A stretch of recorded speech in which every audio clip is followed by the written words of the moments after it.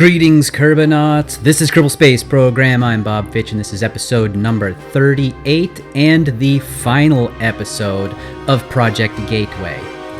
We have just started transferring all the remaining crew on the station to their escape pods, and we're taking away the Cygnus orb that we launched last time, because we're going to take all of these things back to Kerbin in preparation for the final assembly of the station.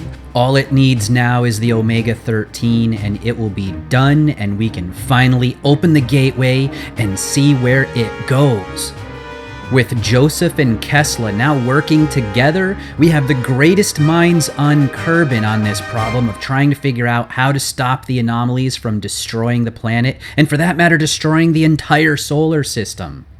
Their combined intellect has come to the decision that something is needed from this side of the gateway, and something is needed from the other. And when the two parts are brought together, it will stabilize things and allow us to save the universe. But we don't know what's going to happen when we actually bring the Omega-13 to the station, so to play it safe, everybody is leaving. The station will be completely unmanned until the Omega-13 is docked up, and if all is still looking well at that point, that's when the Kerbals will go back up to the station, probably Joseph and Jebediah and Kesla, maybe even Krantz himself. They'll all go back up and take a look. But first, we have a launch. All of the data that has already been collected up on the moon, we need to bring that back. So Jebediah's craft has to be sent up. There is not enough fuel in the lander, and that lander is really more of a base anyway. So that base doesn't have enough fuel to take off and come home, and even if it could, there's no heat shields on it. We'd have to have something at least in orbit that they can come back to and hook up with and come back and re-enter in that. But instead, how about if we just send them a lander? We're going to send up this new Hydra crew carrier in its interplanetary stage, capable of transferring from Kerbin up to the moon with a lander. Now this is using the new version of the Hydra. You can actually see that the legs are on the outside of the lander right there. It uses a few boosters to get it up, which are now dropping in pairs to make sure that nothing collides and causes an explosion. And then we'll get ourselves up here into a lower orbit, align ourselves with Mun, and then head off there where we can go and land this and provide Jebediah a way to come back with his friends that have helped him analyze that strange anomaly of the statue with the strange symbols and the colored thing that was up there. We've just had our first stage separation and the interstage separation, fairing release, shroud release, and now the solar panels and the communication systems need to be extended, and after that, we will circularize here, find our target, and head off to the moon. Our Hydra crew carrier is currently operating in its autonomous, unmanned state, of course, since there's only room for 3 Kerbals inside, and that's how many we have on our moon, so we're going to land this completely autonomously, and then they're going to load up and be able to come back again. And here we are now in our coast phase, heading off until we can find our proper phase angle, and there we go, now burning our way off toward the moon. We have a lot of fuel in that interplanetary stage right there, so we're going to use it to get ourselves all the way over to an intercept, and also make sure that we're actually targeting into the moon itself, so that when we decouple that lower stage right there, it will crash into the surface. But first we'll use up whatever fuel is left to do a quick circularization, really high orbit, and then get rid of it still on a low periapsis to be destroyed. Back on Kerbin, Krantz has stopped off in the science division to check on the progress of analyzing all of the anomaly data. How's it going over here, boys? Good, sir. The new tracking system is online. We should be able to analyze the anomalies when they pop up, and we can predict where they're going to come up now. We have a new scanning system over here. Excellent. Keep me informed if you make any further progress on tracking the anomalies. I need to know right away.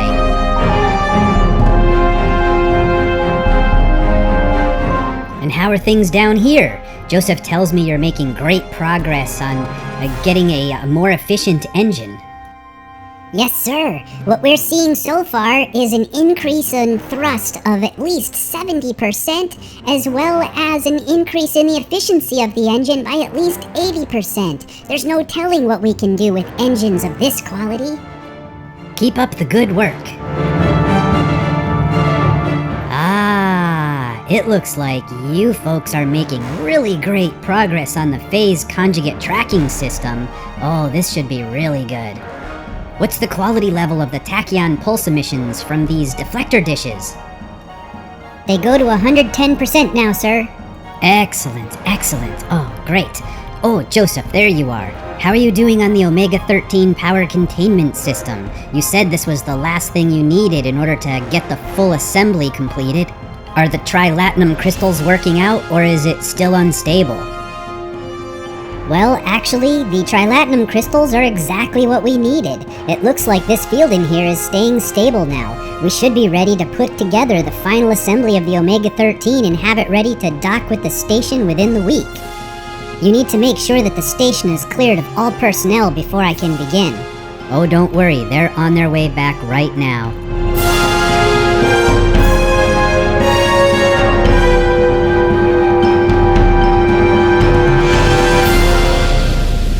Back in orbit, the first of the two crews that's coming home from the KSS is currently lowering their periapsis to bring them down into the atmosphere and prepare for their re-entry. And after decoupling that lower stage, the service module, the capsule begins its descent, and I'm sure that the memory of those 3 brave Kerbals that came before them is on their mind, but we're coming down with parachute-assisted descent, which is probably what they should have used. However, it looks like we're coming down on top of a mountain, and that's not going to be very good if we actually land on the side of it. And oh dear, we are coming down on the side of a mountain. Oh no. Oh, that is a long way down, and we are rolling. What was that? Something exploded. But no, the capsule's okay. They're still alive. It was a light, okay? But we need to somehow slow that. If we get to the bottom going, ow, the heat shield. Okay, well maybe that's actually going to help us. It'll weigh less. I don't know. Okay, we've come to a stop. Alright, so the first crew is safe. We do still have the Orbital Sciences Cygnus orb. That needs to re-enter. Fortunately, that one can just burn up. Our current deadly re-entry settings are a 1.12 shockwave exponent and a 12 for a heat multiplier. So this is another chance to find out whether or not those settings are the right ones, and for this particular descent trajectory. I believe this one was set to come in at around 12 kilometers. Oh, that's so far so good. We're getting some good heating. We're getting some explosions. Oh yeah, come on, blow it up. Oh, look at that go. Oh, that is a good one. Oh, that was good. That's what I want all of my re-entries of orbital debris to look like. Okay, we have our third crew now. They are coming back on the new Hydra. This one is pretty much the same on top, though. That capsule isn't any different, really, than the one that the other crew brought down. As long as we don't bring them down in the same mountains, we should be fine, because we certainly don't want to be going down on the side of a mountain. Oh dear. It's the same thing. Talk about deja vu. Maybe we're on the edge. Okay, we're not sliding. Oh, we are rolling. Oh no. Oh, this one's a deeper drop. Oh, more lights are exploding. Oh no. Oh, they're gonna die. Oh, they're tumbling. The heat shields come off. Oh, more explosions. Oh, no. Oh, wait. No, we're on a slope. Oh, I think they're going to get through it. Oh, boy. That was a close one. Wow. Okay, we really need to pay more attention to where we're coming. Hey, look, there's the other crew. We actually did come down in the exact same mountains. Oh, my goodness. Okay. Hey, any landing you can walk away from, right? All right, so we're back at the moon, and we need to adjust our inclination and do our retrograde burn here to put that lander that's going to take our guys home on a intercept there with our landing zone for the anomaly and all the other craft that are all in the same place there. So here's our retro burn that actually starts us down toward the surface, and once that stage runs out of fuel, we get rid of that one and go down on the final stage here. Although it looks like the engineers may not have done the greatest job calculating the amount of fuel that they were going to need in order to get our guys home after having landed this, because take a look at that stage Delta V over there on the left in the flight computer window.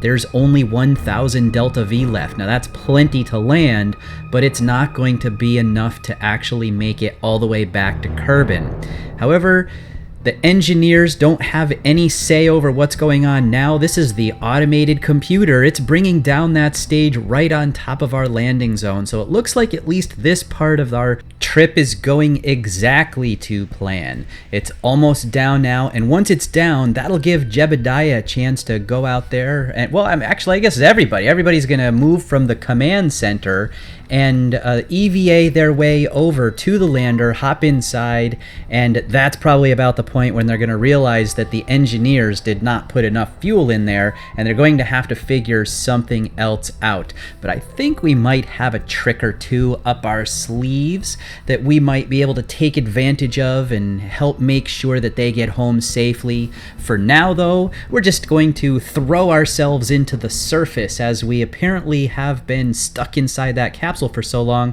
We don't know how to actually transfer over there and land without smashing our face into the moon rocks. All right, well, maybe Jebediah himself will actually do a better job of landing. Oh, he did. Okay, well, actually, no, he's just going to go straight into the capsule.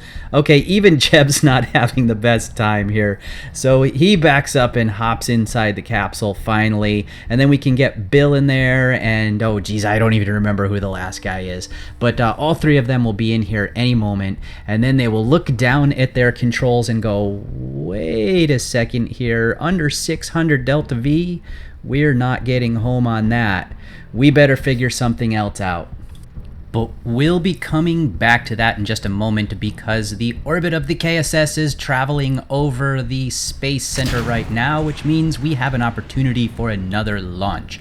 And this is going to be the last launch. This is the Omega-13 on its way to the KSS. However, let's not get completely ahead of ourselves right here.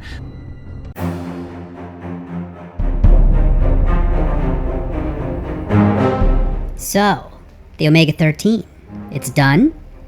Yes, I don't think there's another piece of information we could squeeze into the memory banks. Well, I want it tested down here before we send it up there. Sure, I know just the place. There's a small uninhabited island off the coast of Kernio.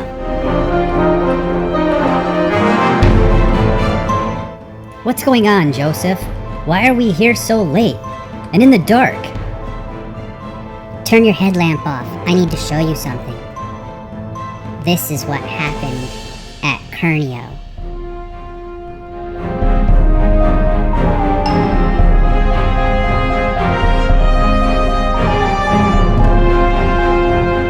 Can you fix it? It's not a problem with the Omega-13. That's just the way it works. It needs to be near an anomaly to remain stable once it's turned on. It should be okay at the station, but we can't really be sure until we try, and then it'll be too late. Go ahead with the launch. We're all out of options. And that brings us back to the launch of the Omega-13 to the KSS. We don't know what's going to happen. Will it explode when we dock it? Will it save all of Kerbal when we dock it? There's just no way to know right now. The scientists have provided all of the information that they can. Kesla, Joseph, the entire science team has gone over the information from every single anomaly, including all of the data from the moon that Jebediah brought back. Speaking of which, we still need to see how Jebediah did getting back. He has just looked down at his fuel gauge and said, "Oh, come on. Well, alright, we're low on fuel, but there's a few other craft around here. Maybe we can pipe off some of the fuel from one of those into our craft and still be able to get home. So how about if we go over here back closer to our original command base where we were analyzing the anomaly and see if we can siphon off some of the fuel from there. I know those engineers have put some kind of pipe endpoint down here in one of these cases, so we'll search through all these and find the right one and grab one of those pipes, stick it on our craft, and then fly over and grab some of the fuel from that other one, send it through. Standard operating procedure in all of these craft is to make sure that there are pipe endpoints on everything just for this particular occasion. However, we grab it and, oh, well, outside of the fact that we just fell on our face, it seems that the pipe is not long enough. We didn't land close enough. So we'll just switch back to the craft, and one of the others, Bill or whoever there, he can fly a little bit closer. Oh, Jeb, watch it. Oh, wow, Jeb, you are a man. You didn't even flinch when that engine was coming right down on your head with the flames blasting out of it. Still not enough fuel though, so we're going to call in a remote command to bring that original lander a little bit closer, and we're going to siphon off all of the fuel from that as well. It popped a little bit behind the nav ball, making it hard to see exactly where it was coming down, but we get it oriented again and land that. Now hopefully this one isn't too far away. It looks like it might be right on the border of just a bit too far. We need that pipe endpoint, so we'll go over there and we'll grab that, take it with us, and then go stick it on that other lander. Oh, that's looking like it might be too far away. Well, we're going to find out here in a second. We'll grab this and then start flying back here. Now, the question is, if this is too far away, which, yeah, oh, another face plant. Well, if this is too far away like it is, do we fly the lander or the automated rover here? And it looks like it's probably easier to take that one because it maneuvers just a little bit better. So flying that closer until it's within the green on that pipe so it's not too far away, and then we'll move that over to the other side so it's all lined up, hook it up, and siphon off that fuel as well. Now that should be enough to actually get us home, right? I mean, we were already at the point where we had enough fuel left that we could actually gain orbit, so we just need that little bit extra to be able to make it all the way back to Kerbal now. That's all. If only... Oh, it doesn't look like there's a lot in that lander. Uh-oh. All right, well, once we unhook... Oh, 700. It's less than 800. That's not going to be enough to get back. But it is going to be able to get us pretty close to back. We would have preferred to have between 900 and 1,000 delta V, and we're less than 800. But we don't really have the time to wait. We need to get going now. We need to get this data on its way back to Kerbal because we needed to finish the Omega-13. And so we take off now, hoping that we'll find some way to refuel along the way, going for the most optimal launch that we possibly can, skimming across the surface and spending all of our energy on just gaining that orbital velocity and not wasting anything on gravity if we can help it. We get ourselves into a nice orbit here and then circularize and start looking for that return angle back to Kerbal. Jebediah's first thought is to get on the radio and communicate back their status to Mission Control, tell Krantz that they're running low on fuel, and then he thinks, well, what did I do the last time I was in a problem like this where we were low on fuel? And then he thinks also, why is it me that always seems to be stuck in these situations where I'm low on fuel? Anyway, circularizing right there and then noticing that the camera has switched, we know we're safe to think about plan B, which is to go out and start pulling out some of that gear that we don't need.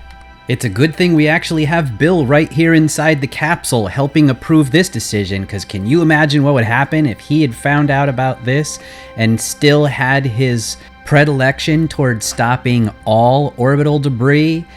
Whoa, what on Kerbal just happened right there? All we were doing was taking off one of the little bays right there, and the whole thing just like exploded on us and shot parts in every direction. Well, it looks like we're back on track. No permanent damage. Grabbing the rest of the parts. All of a sudden, it's going to occur to Jebediah, hey, wait a second. Aren't all of these things on a decoupler? Couldn't we have just fired off this decoupler and been able to eject everything all at once instead of me being out here on EVA? Sure enough, he hops back inside the capsule and looks at the control board and sees on his control board there's a button for jettisoning that back compartment there. So he smashes his hand down on that button and away it goes. Well, that was a lot of wasted EVA fuel apparently, being out there doing all that by hand when he could have just ejected it. Well, releasing that gear did give us the ability to get a little bit closer back to Kerbin, but it still wasn't enough. However, we do have this monopropellant, so why don't we burn all of that first, get rid of that, get as far toward Kerbin as we can, and then use up the rest of our fuel, and then just when it's gone, we'll go see how well we did. Yeah, definitely not close enough to actually capture and re-enter. So Krantz Kerman immediately commissions a rapid deployment of some extra fuel that is going to be sent up to rendezvous with Jeb's craft. When it gets there, he can then go out and use those pipe end points again to just transfer the fuel over from this little, we'll call it a fuel shuttle, I don't know, just a little rocket here with up in the fairing we have an extra fuel tank. Since this was a KLS-2 launcher and we didn't do any modifications, all we did was make a payload that was fuel. So now we are making sure that we get our orbit lined up with the proper inclination and out there with that opposing orbit so that we'll be able to make a nice rendezvous. Step 1 is just getting them to touch. If we can just get them to touch and get our ascending or descending node there to be touching as well on that orbit, that means we'll be able to line up fairly cheaply once we can make it one more time around Kerbin itself. And then if we just push the orbit out to sort of get ready for the incoming craft. There, see, we have the beginnings of our intercept. Now to just come around to that ascending or descending node there, make one last adjustment to try to push ourselves really close to our target. And you can see here, we're now coming down. So they're already a little ahead of us, but we're going so much faster that when we get here, they meet up at the same time. Perfect. Now we're almost there. We just have to finish off that orbit matching. So that's over there in my smart ASS window. I hit target and relative velocity minus, which means match the opposing velocity.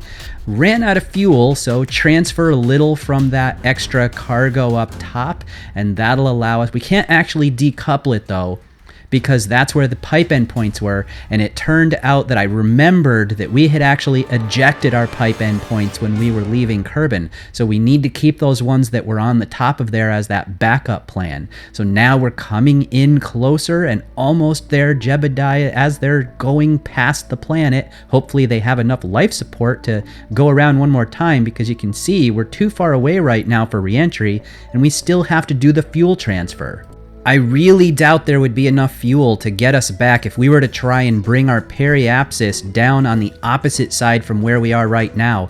No, I think what we need to do is go back all the way out to the top of our orbit again, and then bring the periapsis down into the planet's atmosphere, and then we can come home. So it's one more orbit. I think we're going to have enough life support, though. We left with a day's worth or more when we were back at the moon, and it wasn't that far away to get back home here. The other craft was rotated, so that's what was making that pipe show up as red. But once we spin it a little bit, then we can hook up that pipe, and now the fuel transfer can begin. We can almost feel that Kerbin soil between our three toes right now. There we go, all fueled up, and it looks like we're probably going to have plenty now. There was so much fuel left over in that launcher.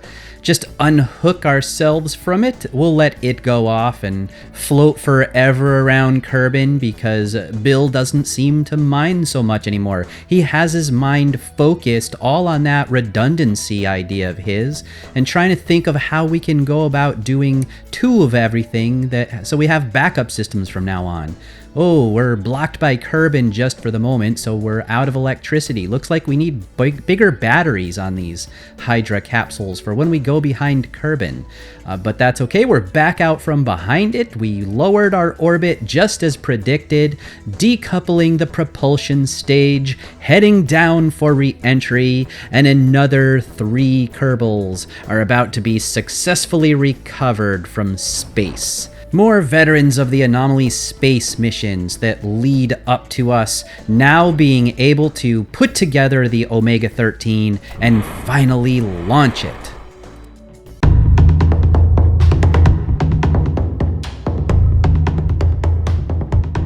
And that brings us back to where we were here. We had launched the Omega-13 and we had an intercept there, and I'm moving the intercept up to the top where we'll be going through the sun again when we get to it.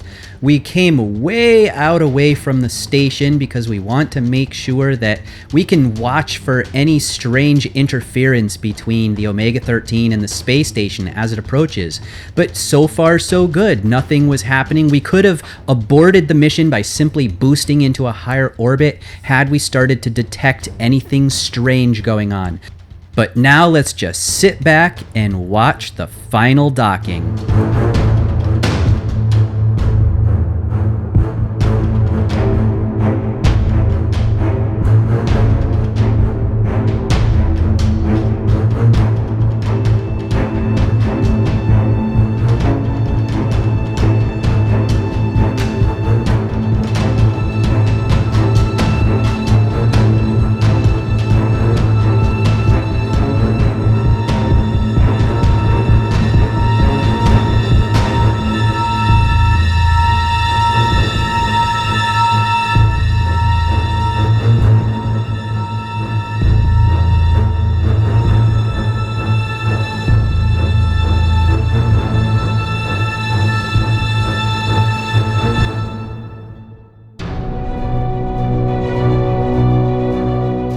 And that's it.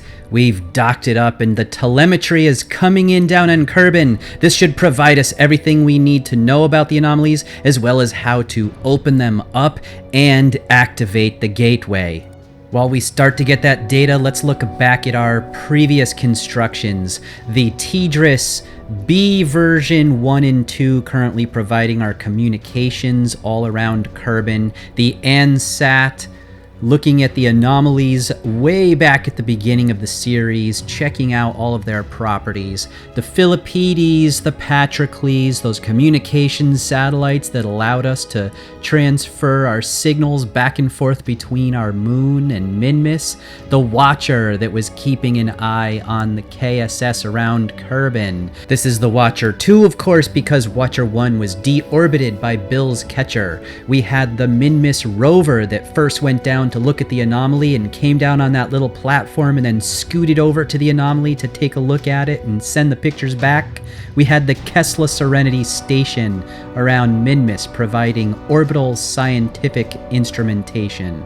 We had the base, or what's left of it now after that anomaly rained down debris on us from above, destroying everything, but not before we'd gotten everything we needed out of it. We have Bill's Catcher 1 here, and Bill's Catcher 2 is around Minmus. We have the original moon communication satellites, the first one having lost a solar panel in that accident, but the second one was good, both of them still today relaying info. And of course we have our moon anomaly early warning system, the Morpheus-like lander that provided early communications and telemetry, as well as the actual moon base where Jebediah just left recently to come back to Kerbal. And then just prior to the docking of the Omega-13 itself, we have the KSS. And now, without further ado, we will check in with the scientists and see what they have discovered. Ladies and gentlemen, colleagues, my friends, the anomalies are still growing larger, and getting the Omega-13 to the station was not enough alone. Computer, on screen. We need volunteers to go up and... Joseph, There's a massive energy surge coming from the sun. We have no time to make a scientific decision. We need to know right now. Do we remote activate the Omega-13, or do you think we will survive the surge? Activate it now!